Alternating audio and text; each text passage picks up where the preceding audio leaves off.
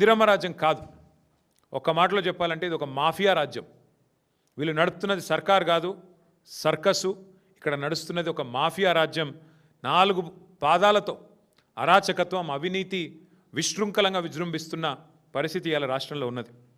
ఎంత విచిత్రం అంటే ఓపెన్గా చెప్తుంది మంత్రి గారి కుమార్తె, ఎవరో ఆషామాషి వ్యక్తి కాదు, మంత్రి గారి కుమార్తె స్వయంగా.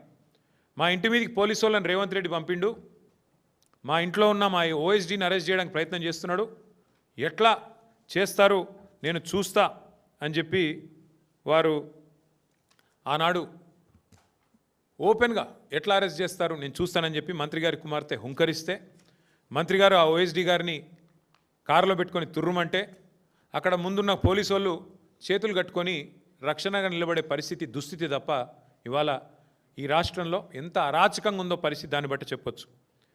2-3 రోజులు తిట్టుకున్నారు ఒకరినొకరు, తిట్టుకొని మళ్ళీ సిగ్గు లేకుండా వాళ్ళకి వీళ్ళు షాలు కప్పుకొని వీళ్ళకి వాళ్ళ షాలు కప్పుకొని చేతులు కలుపుకొని ఇద్దరు కలిసి ఏదో మిఠాయిలు పంచుకొని ఇద్దరు కలిసి ఏదో ఒలింపిక్స్లో పతాకం గెలిచినట్టు మళ్ళీ ఒకరికొకరు జబ్బలు ధరుచుకొని బాగుందని చక్కగా ఫోటోలు దిగి ఇంటికి పోయినారు.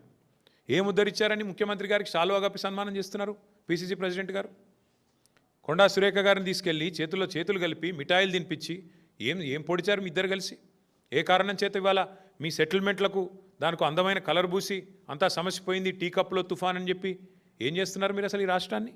మీరు 4 సెట్టింగ్ చేసుకోవడానికి, సెటిల్మెంట్లు చేసుకోవడానికి అది ముఖ్యమంత్రి ఇల్లా లేకపోతే సెటిల్మెంట్లు అడ్డానా? నాకు అర్థం కాదు. జూబ్లీ హిల్స్ కొంప ఇదేదో ఇంటి పంచాయతా, కేవలం ఇంటోళ్ళ పంచాయతా, లేకపోతే కూర్చొని మాట్లాడుకొని శాలువాలు కప్పుకొని స్వీట్లు తినిపించుకొని